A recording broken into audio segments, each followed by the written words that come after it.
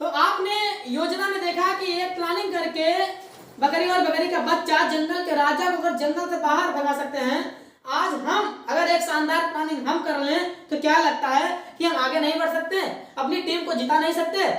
ले सकते हैं ना, जिता सकते हैं ना। जाहिर सी बात है अपनी टीम को जिता सकते हैं, बुरी सी परिस्थिति में अपने आप को हम प्रूव कर सकते हैं। समझ में आ रहा है ना?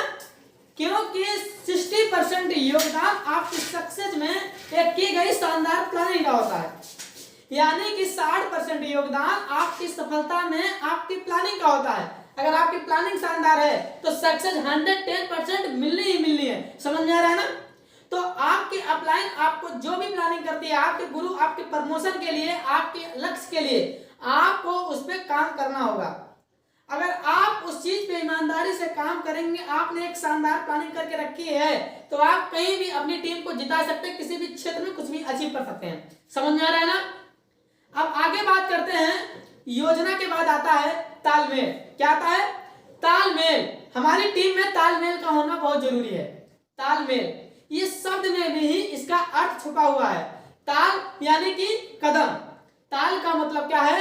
कदम। और मेल का मतलब क्या है? मिलना। कदम से कदम मिला करके चलना ही क्या कहलाता है? तालमेल। आर्मी वालों को देखा है आपने? देखा है ना? आर्मी की जो फौज होती है उसको किसी पुल से क्यों नहीं गुजारा जाता है? किसी भी पुल के ऊपर से क्यों नहीं गुजारा जाता है? क्योंकि उनका तालमेल इतना शानदार होता है कि पुल ही टूट जाएगा। समझ रहे हैं ना? इसलिए आर्मी की फौज को पुल से नहीं गुजारा जाता, क्योंकि 100 लोगों की अगर लाइन होगी ना तो 100 के 100 का पैर एक साथ जमीन पे पड़ेगा। आप अकेले अपने पैर को जमीन पे कितनी भी तेज पटक लो, कोई फर्क पड़ने वाला नहीं है। लेकिन 100 लोग अपने पैर को अगर एक साथ एक ही टाइम पे एक ही मोमेंट में अगर जमीन पे पटकेंगे तो हिलेगी कि नहीं हिलेगी? इसको कहते हैं पावर ऑफ टीम वर्क की ताकत। समझ आ रहा है ना? इसको कहते हैं टीम की ताकत। तालमेल यानी कि कदम से कदम मिला करके चलना। अब इसका मतलब ये नहीं है कि आपके गुरु जिधर जा रहे हैं, आपके प्लान यहाँ पर रखा तो आपने भी अपना इधर रखा, अपलाइन ने इधर रखा तो आपने भी इधर रखा, बोला सर हम तालमेल से चल रहे हैं। समझ रहे हैं ना? इसका मतलब ये नहीं है कि तालमेल का मतलब ये है कि आपकी अपलाइन आपको जिस तरीके से बोल रहे हैं, आपकी अपलाइन आपको जिस तरीके से समझा रहे हैं, आपकी अपलाइन आपको जो उम्मीद रख रहे हैं, आपको उस पर हमेशा खरा उतरने का प्रयास करें। समझ रहे हैं ना? यानी कि अपलाइन जिस तरीके से आपको समझाने का प्रयास कर रहा है, आप उस पर हमेशा खड़ा उतरने का प्रयास करें और एक साथ मिलकर के काम करें, उसे हम तालमेल कहते हैं। एक छोटी सी कहानी मैं आपसे शेयर करना चाहता हूं। मेरी फेवरेट कहानी, बहुत शानदार कहानी है। सुनना चाहते हैं? सुनना चाहते हैं आप लोग? हमारे YouTube चैनल पे आप कहानी के माध्यम से ही सीखते होंगे, क्योंकि आजकल दुनिया में आदमी को कहानी बहुत पसंद आती है ना? आप कोई भी चीज इंसान को कैसे भी समझाने का प्रयास करो उतनी अच्छी समझ नहीं आएगी, लेकिन कहानी के माध्यम से अगर समझाने का प्रयास करो तो एकदम सटीक घुसती है दिमाग के अंदर। होता है ना? तो छोटी सी कहानी है, मैं आपको शेयर करने का प्रयास करता हूं। आज से पहले आपने इस कहानी को power of team work class में सुना होगा, मुझसे सुना होगा या मेरे डाउनलाइन से सुना होगा, बाकी कोई और नहीं सुनाएगा, और आप भी मेरी डाउनलाइन हो। तो कहानी यह है कि एक बार की बात है, एक ब्राह्मण देव थे, यानी कि पंडित जी। पंडित जी इतने सज्जन आदमी, उन्होंने जीवन में कभी किसी के साथ 1% गलत नहीं किया। गलत का मतलब जीवन में उन्होंने अपना पूरा जीवन बिता दिया, लेकिन किसी व्यक्ति का कभी दिल नहीं दुखाया। लोगों ने उनको बहुत दिल दुखाया, बहुत बार, लेकिन उन्होंने कोई ऐसा काम नहीं किया जिससे किसी का दिल दुखे। उनके अंत्येष्टि का उनके अंतिम समय में जब उनकी डेथ होने वाली थी, तो यमराज अपने अपने दूतों से बोले कि जाओ मेरा रथ लेकर के जाओ और इस पंडित को साथ सम्मान के तरीके से मेरे रथ पर बैठा के लाओ। ऐसे आदमी आज के कलयुग में बहुत कम मिलते हैं। तो यमदूतों ने यम का आदेश मानना था और रथ लेकर के चल दिए। यमराज ने आदेश दिया कि पंडित से खुद पूछना कि उसकी इच्छा क्या है और किस लोक में जाना चाहता है। और यमदूत आए, पंडित जी को रथ पे और लेके चल दिए। अब पंडित जी से रास्ते में पूछे कि ब्राह्मण देव, महाराज का आदेश है, आप डिसाइड करें कि आप कौन से लोक में जाना चाहते हैं, नरक में जाना चाहते हैं या स्वर्ग में जाना चाहते हैं। तो महाराज का आदेश है कि आप डिसाइड करें कि आप कौन से लोक में जाना चाहते हैं।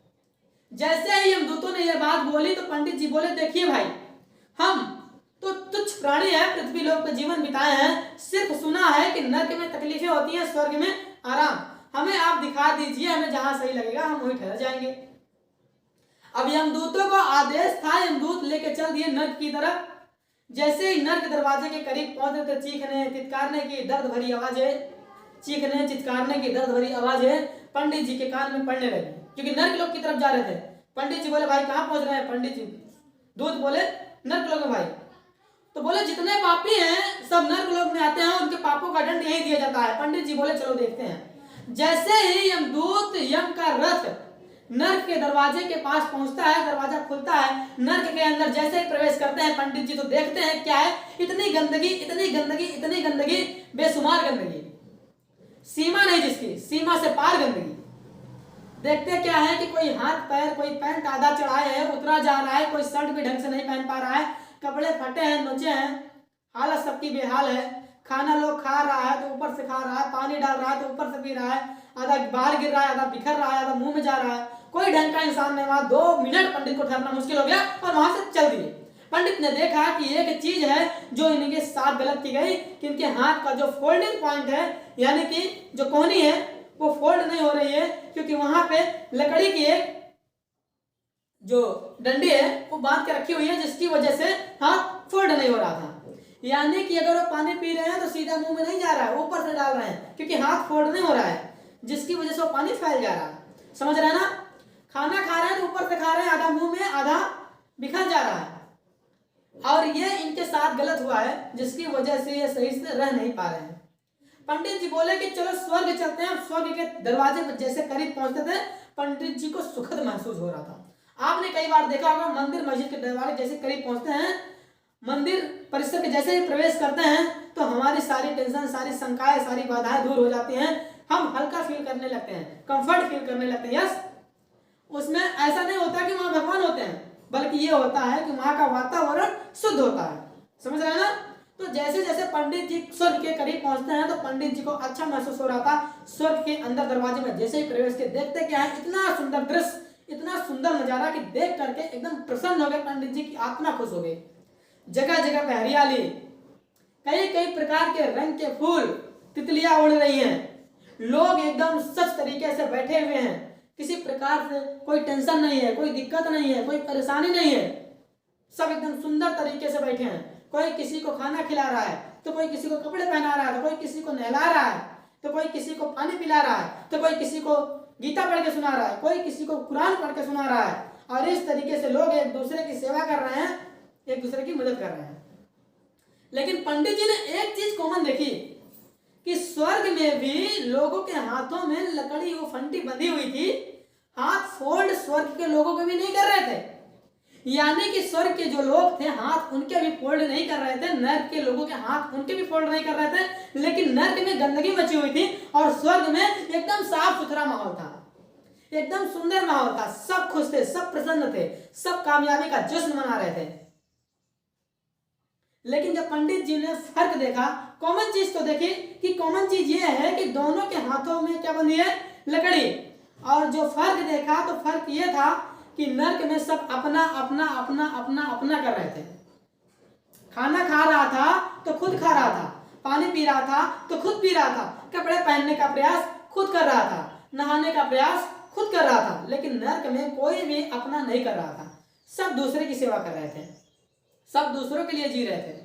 खाना खिला रहा था तो दूसरे को खिला रहा था। हाथ फोल्ड नहीं हो सकता, अपने मुंह तक निवाला नहीं आ सकता, लेकिन हाथ फोल्ड नहीं हो सकता तो दूसरे के मुंह तक तो पहुंचा सकते हैं। भगवान को जब हम प्रसाद चढ़ाते हैं, निवाला देते हैं, या भगवान को जब भोग लगाते हैं तो हाथ फोल्ड करके नहीं देते, बल्कि हाथ को सीधा करके देते हैं। जैसे या नो, हाथ को फोल्ड करके नहीं देते, हाथ को सीधा करके देते हैं। और सारे लोग सिर्फ सामने वाले व्यक्ति को भगवान के रूप में देख के उनकी सेवा किए जा रहा था, और जिसकी वजह से स्वर्ग स्वर्ग बन गया और नर्क नर्क बन गया। दोस्तों, इस छोटी सी कहानी से मैं आपको सिर्फ यही समझाना चाहता हूं कि हमारी टीम के अंदर अगर तालमेल नहीं होगा तो कदम से कदम मिला करके चलने का मतलब, अगर लोग एक दूसरे के लिए काम नहीं कर रहा होगा, सीढ़ी अपनी खींच रहा है, पीढ़ी अपनी खींच रहा है, ईडी अपनी खींच रहा है, कोई किसी की नहीं सुन रहा है, कोई किसी के लिए काम नहीं कर रहा है, कोई किसी के लिए जी नहीं रहा है, तो उस टीम में कामयाबी संभव नहीं है, उस टीम में सफलता संभव नहीं है। वो टीम कभी भी कामयाबी के शिखर पर पहुंच ही नहीं सकती जिस टीम में तालमेल नहीं होगा, क्योंकि तालमेल नहीं होगा तो प्लानिंग आप सटीक तरीके से काम नहीं कर पाएंगे, और प्लानिंग पे अगर काम नहीं कर पाएंगे तो कभी आप कामयाबी अचीव नहीं कर सकते। समझ में आ रहा है ना? अगर आपका काम अगर आपकी प्लानिंग के अनुसार नहीं होगा तो आपकी सक्सेस आपके प्लानिंग के अकॉर्डिंग नहीं होगी, और प्लानिंग के अनुसार काम आप तभी कर पाएंगे जब आपके साथ काम करने वाले लोगों का तालमेल अच्छा होगा। और शुरुआत किससे होती है? आपसे। तो दोस्तों इस वीडियो में बस इतना ही, फिर मिलते हैं नेक्स्ट यानी चौथे पार्ट में। तब तक के लिए बाय, धन्यवाद।